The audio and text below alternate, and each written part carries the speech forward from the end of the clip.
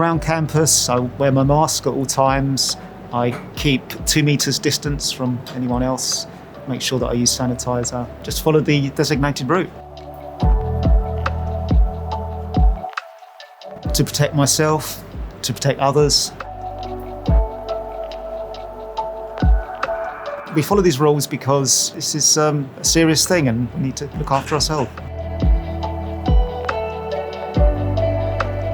You can find student support here, which is opposite the library.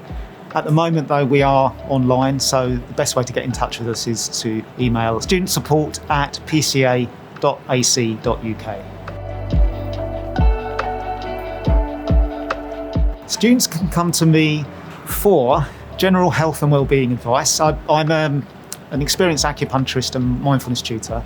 I'm also a practicing artist and a former PCA MA student. So I know a bit about what students are going through. So I offer general health and wellbeing advice.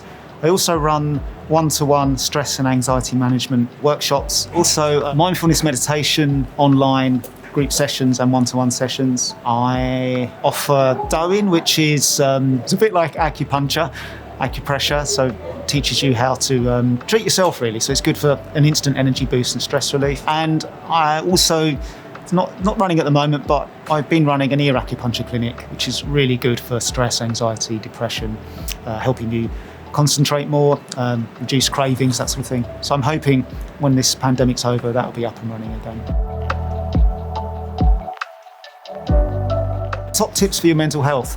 I mean, a lot of us are just feeling overwhelmed, so if you can just try and sort of bring it back to the present as much as possible. And it's easy to get carried away worrying about what's going to happen in the future. I think if you wake up in the morning feeling like that, just focus on what you can do in the next 5 minutes, the next half hour, the next hour.